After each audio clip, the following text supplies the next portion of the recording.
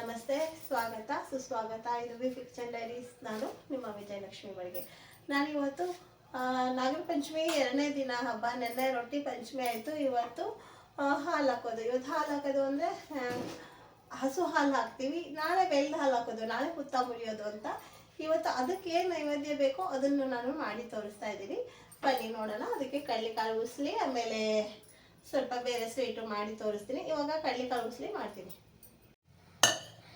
ಒಂದು ಕುಕ್ಕರ್ ತೊಗೊಂಡಿದ್ದೀನಿ. ರಾತ್ರಿ ಕಡಲೆಕಾಳು ನೀರು ಹಾಕಿ ನೆನೆಸಿದ್ದೆ. ಇವಾಗ ತೆಗೆದು ನಾನು ಕುಕ್ಕರ್ ಹಾಕಿ ಬೇಯಕ್ಕೆ ಇಟ್ಕೊತಾ ಇದ್ದೀನಿ.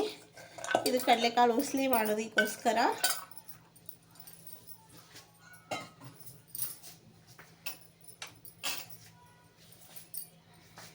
ಒಂದು 4 ಲವಂಗ ತೊಗೊಂಡಿದ್ದೀನಿ. ಇಷ್ಟು ಚಕ್ಕೆ ತೊಗೊಂಡಿದ್ದೀನಿ. ಇವಾಗ ನೀರು ಹಾಕ್ಕೊತೀನಿ. ಕಡಲೆಕಾಳು ಬೇಯೋದಕ್ಕೆ ಎಷ್ಟು ಬೇಕೋ ಅಷ್ಟೇ ಸಾಕು, ಜಾಸ್ತಿ ಹಾಕೋದು ಬೇಡ. ಕ್ಯಾಪ್ ಮುಚ್ಚಿ ಒಲೆ ಮೇಲೆ ಇಟ್ಕೊತೀನಿ. ಒಲೆ ಹಚ್ಚಿ ಇಟ್ಕೊತಾ ಇದ್ದೀನಿ. ಇದು ಒಂದು 3 ಇಂದ 4 ವಿಸಲ್ ಬರಬೇಕು. ನೋಡಿ, ನಾನಿಲ್ಲಿ ಸ್ವಲ್ಪ 2 ಸ್ವೀಟ್ ಮಾಡ್ತಾಯಿದ್ದೀನಿ. ಹಾಗಾಗಿ ಬೆಲ್ಲ ಒಂದು ಸ್ವಲ್ಪ ಹಾಕ್ಕೊತಾ ಇದ್ದೀನಿ. ಇದೊಂದು 200 ಗ್ರಾಮ್ ಆಗುತ್ತೆ ಏನೋ, ಇಲ್ಲ ಸ್ವಲ್ಪ ಕಮ್ಮಿನೂ ಆಗ್ಬೋದು. ನಾನೇನು ತೂಕ ಮಾಡಿಲ್ಲ, ಅಂದಾಜಲ್ಲಿ ಹಾಕ್ತಾಯಿದ್ದೀನಿ. 2 ಸ್ವೀಟ್ ಮಾಡ್ತಾಯಿದ್ದೀನಿ. ಅದಕ್ಕೋಸ್ಕರ ಇಷ್ಟು ಬೆಲ್ಲ ತೊಗೊಂಡಿದ್ದೀನಿ. ಪಾಕ ಆಗೋದಕ್ಕೆ ಒಂದು ಸ್ವಲ್ಪ ನೀರು, ಬೆಲ್ಲ ಮುಳುಗೋ ಅಷ್ಟು. ಇದನ್ನು ಒಲೆ ಮೇಲೆ ಇಡ್ತೀನಿ. ಈ ಕಡೆ ಇಡೋಣ.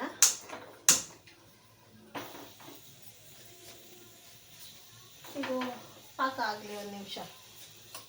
ತಗೊಂಡು ಕುಕ್ಕರ್ 2 ವಿಸಲ್ ಬಂತು. ಇನ್ನು 2 ವಿಸಲ್ ಆದರೆ ಸಾಕು. ಇವಾಗ ನಾನು ಇಲ್ಲಿ ನೋಡಿ ಒಂದು ಸ್ವಲ್ಪ ಎಳ್ಳು ತೊಗೊಂಡಿದ್ದೀನಿ, ಸ್ವಲ್ಪ ಕಡಲೆಬೀಜ, ಸ್ವಲ್ಪ ಅಳ್ಳು ಅಂತ ಹೇಳಿ ಜೋಳ ಸಿಗುತ್ತೆ, ಅಳ್ಳಿನ ಜೋಳ ಅಂತ, ಆ ಜೋಳದಲ್ಲಿ ಮಾಡಿರೋದು. ಆಮೇಲೆ 1 ಏಲಕ್ಕಿ, ಒಂದು 4 ಲವಂಗ ಎಲ್ಲ ಇದ್ರಲ್ಲಿ ಹಾಕಿ, ಅಂದರೆ ಫಸ್ಟು ನಾನು ಇದು ಅಳ್ಳು ಹಾಕ್ಕೊಂಡ್ಬಿಡ್ತೀನಿ.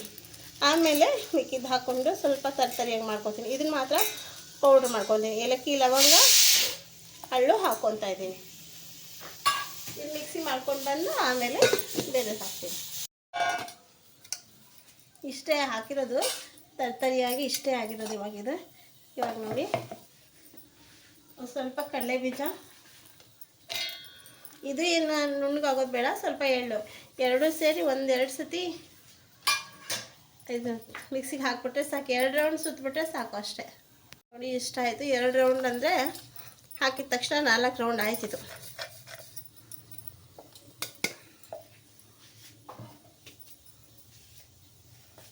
ಒಂದು ಸ್ವಲ್ಪ ಕೊಬ್ಬರಿ ಹಾಕ್ಕೊತಾ ಇದ್ದೀನಿ.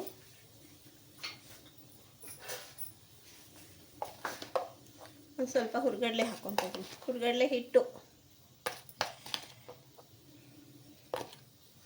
ಸಾಕು. ಇದನ್ನೆಲ್ಲ ನೀಟಾಗಿ ಮಿಕ್ಸ್ ಮಾಡ್ಕೋಬೇಕು.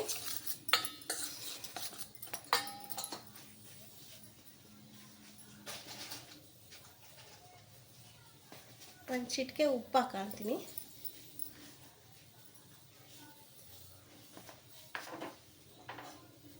ಪಾಕ ಹಾಕಿದೆ, ಸ್ವಲ್ಪ ಪಾಕ ಹಾಕ್ಕೊತೀನಿ. ನೋಡಿಕೊಂಡು ಮತ್ತೆ ಬೇಕಿದ್ರೆ ಹಾಕೋಣ. ಒಂದು ಸ್ವಲ್ಪ ತುಪ್ಪ ಹಾಕೋಣ.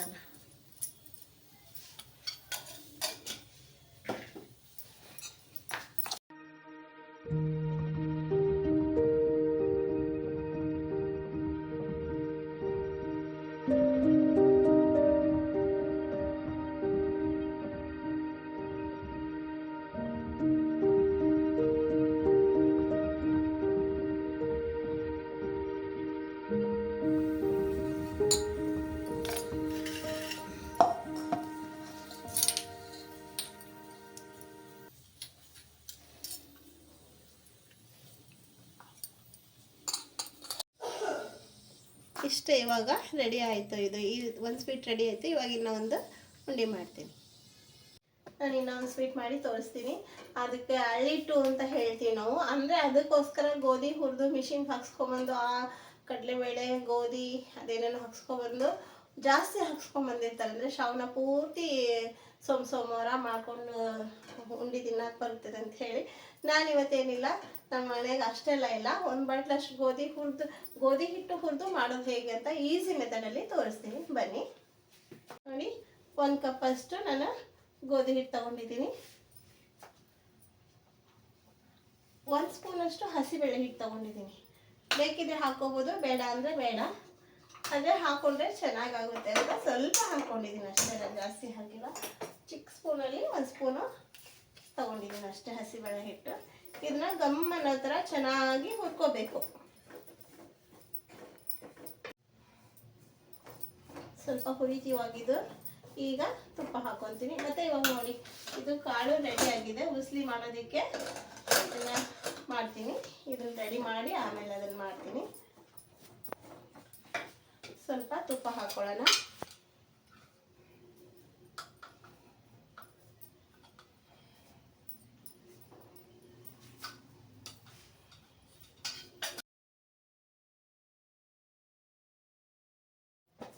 ಇಷ್ಟೇ. ಇವಾಗಿದ್ದು ನೋಡಿ, ಕಲರ್ ಚೇಂಜ್ ಆಗಿದೆ, ಬ್ರೌನ್ ಕಲರ್ ಬಂದಿದೆ. ಇದನ್ನ ಇಷ್ಟು ಚೆನ್ನಾಗಿ ಹುರಿಬೇಕು. ಹುರಿದು ಇದಕ್ಕೆ ಮತ್ತೆ ಎಲ್ಲ ಹಾಕಿ ಪಾಕ ಹಾಕಿ ಉಂಡೆ ಮಾಡಿಬಿಡೋದು ಅಷ್ಟೇ. ಇದನ್ನು ಈ ತಿಂಗಳಲ್ಲಿ ಶ್ರಾವಣ ಮಾಸದಲ್ಲಿ ಎಷ್ಟು ಜನ, ನಾನು ಮೊದಲು ಮಾಡ್ತಾಯಿದ್ದೆ. ಹಬ್ಬ ಅಷ್ಟೊತ್ತಿಗೆ ಎಲ್ಲ ಥರದ ಲಾಡು ನಾನು ಈ ಸತಿ ಮಾಡೋಕ್ಕಾಗಲಿಲ್ಲ. ಅಮ್ಮ ಬರ್ತಾರೆ ವರಮಹಾಲಕ್ಷ್ಮಿ ಹಬ್ಬಕ್ಕೆ, ಅವಾಗ ಅಮ್ಮನ ಕರ್ಕೊಂಡು ಮಾಡೋಣ ಅಂತ ನಾನು ಇನ್ನೂ ಮಾಡಿಲ್ಲ. ಹಾಗಾಗಿ ಯಾವ ಲಾಡು ವಿಡಿಯೋ ಹಾಕಿಲ್ಲ ನಾನು. ಇವಾಗ ನೋಡಿ, ಇದು ರೆಡಿ ಆಯಿತು. ಇದಕ್ಕೆ ಪಾಕ ಹಾಕಿದರೆ ರೆಡಿ ಆಗುತ್ತೆ. ಈ ಹಿಟ್ಟು ಕೂಡ ಹಾಕ್ಕೊತೀನಿ. ಅದೇ ಹೇಗಿದ್ರು ಲಾಡು ಮಾಡಿರೋದು, ಸ್ವೀಟ್ ಮಾಡಿರೋದಲ್ಲ. ಇದಕ್ಕೂ ಕೂಡ 1 ಚಿಟಿಕೆ ಅಷ್ಟು ಉಪ್ಪು ಹಾಕ್ಕೊತಾ ಇದ್ದೀನಿ. ಸ್ವಲ್ಪ ಒಣ ಕೊಬ್ಬರಿ ಹಾಕ್ಕೊತಾ ಇದ್ದೀನಿ. ಒಂದು ಸ್ವಲ್ಪ ಹುರ್ಕಡಲೆ ಹಿಟ್ಟು, ಹುರ್ಕಡಲೆನ ಮಿಕ್ಸಿಗೆ ಹಾಕಿ ಹಿಟ್ಟು ಮಾಡಿರೋದು. ಸ್ವಲ್ಪ ಪಾಕ, ಇದಕ್ಕೆ ಎಷ್ಟು ಬೇಕಾಗುತ್ತೋ ನೋಡಿಕೊಂಡು ಅಷ್ಟು ಪಾಕ ಹಾಕ್ಕೊಳ್ಳೋದು. ಇದನ್ನು ಅಷ್ಟೇ ಮಿಕ್ಸ್ ಮಾಡ್ಕೊಳ್ಳೋಣ.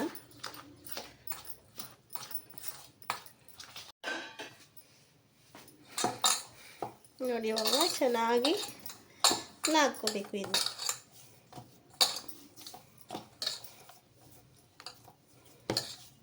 ಚೆನ್ನಾಗಿ ನಾದ್ಕೊಂಡು ನಮ್ಗೆ ಯಾವ ಸೈಜ್ ಬೇಕೋ ಆ ಸೈಜ್ ನಾವು ಮಾಡ್ಕೋಬೇಕಾಗುತ್ತೆ ಲಾಡುನ. ಚಿಕ್ಕದು ದೊಡ್ಡದು ನಮ್ಗೆ ಯಾವ ಸೈಜ್ ಬೇಕೋ ಆ ಸೈಜ್ ಮಾಡ್ಕೊಳ್ಳೋಣ.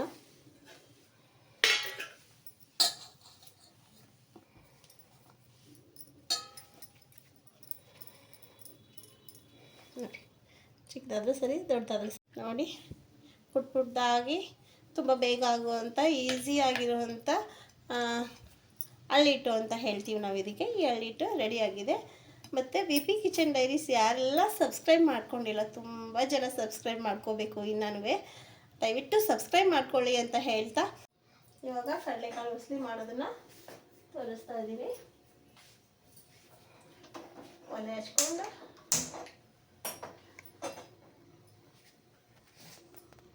ಸ್ವಲ್ಪ ಎಣ್ಣೆ ಹಾಕ್ಕೊಂಡಿದ್ರಿ. ಸಾಸಿವೆ, ಜೀರಿಗೆ, ಕರ್ಬೇವಿನ ಸೊಪ್ಪು, ಈರುಳ್ಳಿ,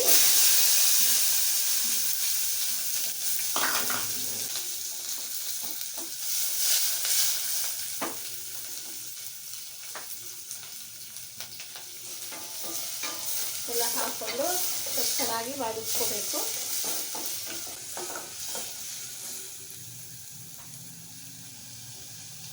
ಟೊಮೆಟೊ ಹಾಕೋದಾಗಲಿ.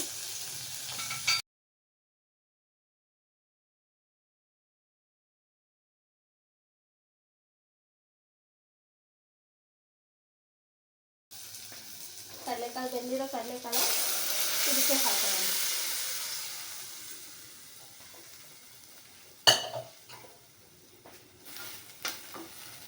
ಎಲ್ಲ ಮಿಕ್ಸ್ ಮಾಡಿಕೊಂಡು ಸ್ವಲ್ಪ ರುಚಿಗೆ ತಕ್ಕನಾದಷ್ಟು ಉಪ್ಪು ನೋಡ್ಕೊಂಡು ಉಪ್ಪು ಹಾಕ್ಕೊಳ್ಳೋದು.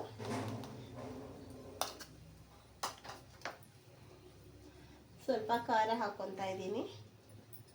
ಸ್ವಲ್ಪ ಜಾಸ್ತಿ, ಖಾರ ಜಾಸ್ತಿ ಆದರೂ ಪರವಾಗಿಲ್ಲ, ಉಪ್ಪು ಜಾಸ್ತಿ ಆಗಬಾರ್ದು. ಸ್ವಲ್ಪ ಅರಿಶಿನ ಪೌಡರ್, ಇದೆಲ್ಲ ಹಾಕಿ ನಾವು ಚೆನ್ನಾಗಿ ನೀಟಾಗಿ ಮಿಕ್ಸ್ ಮಾಡ್ಕೋಬೇಕು.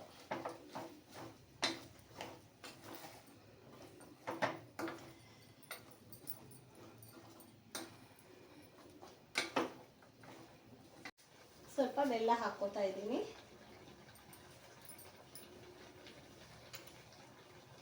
ಮತ್ತು ಹುಣಸೆಹಣ್ಣೆ ನೀರು, ಹುಣಸೆಹಣ್ಣು ಕಿವುಚಿ ಇಟ್ಕೊಂಡಿರೋದು ಅದ್ರದ್ದು ನೀರದು ಎಲ್ಲ ಆಯಿತು. ಇವಾಗ ಒಂದು ಸತಿ ನೀಟಾಗಿ ಬೇಯಬೇಕು. ಸ್ವಲ್ಪ ಕೊತ್ತಂಬರಿ ಸೊಪ್ಪು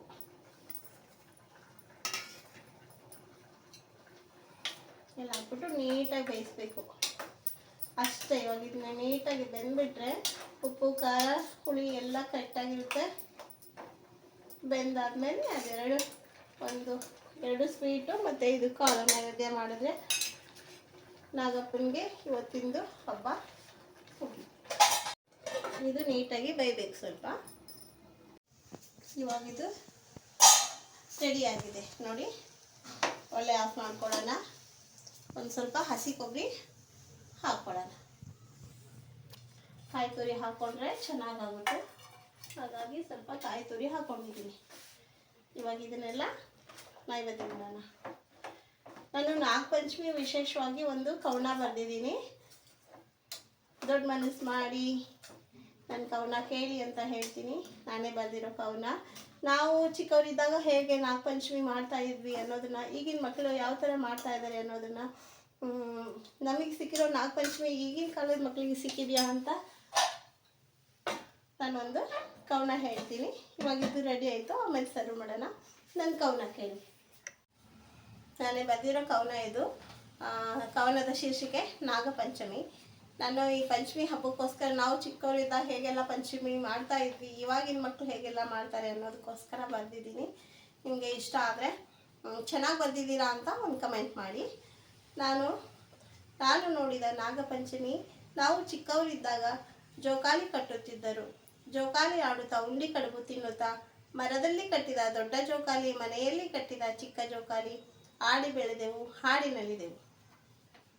ಎಳೆಯ ಹುಣಸೆಕಾಯಿ ಚಿಗುರು ತಿಂದು ಬಾಯಿ ಚಪ್ಪರಿಸಿದೆವು. ಬೋಲ್ ಬುಗುರಿ ತಿರುಗಿಸಿ ನಾವು ತಿಂದೆವು, ಹೊಸ ಬಟ್ಟೆ ಉಟ್ಟು ನಲಿದೆವು. ಜೋಕಾಲಿಯಿಂದ ಬಿದ್ದು ಎದ್ದು ನಾಗಪ್ಪನಿಗೆ ಹಾಲು ಹಾಕಿ, ಬೆಲ್ಲದ ನೀರು ಹಾಕಿ, ನನ್ನ ಪಾಲು, ಅಪ್ಪನ ಪಾಲು, ಅಮ್ಮನ ಪಾಲು, ಎಲ್ಲರ ಪಾಲು ಎಂದು ನಾಗಪ್ಪನಿಗೆ ಹಾಲು ಹಾಕಿದ ನಮ್ಮ ಪಂಚಮಿ ನೀವು ನೋಡಿದ್ದೀರಾ, ನೀವು ಮಾಡಿದ್ದೀರಾ ಮುದ್ದು ಮಕ್ಕಳೇ?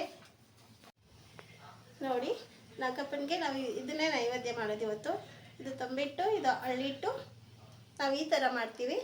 ಇದನ್ನು ಕಡಲೆಕಾಳು ಉಸ್ಲಿ ಇವತ್ತು ಅಡುಗೆನೇ ಮಾಡಲ್ಲ. ಸಾಯಂಕಾಲ ಅಷ್ಟೊತ್ತಿಗೆ ಇದನ್ನೇ ಮಾಡಿ ಏನಾದರೂ ತಿಂಡಿ ಮಾಡ್ಕೊಂಡು ತಿಂತೀವಿ. ಅಡುಗೆ ಮಾಡಲ್ಲ ನಾವು ಇವತ್ತು.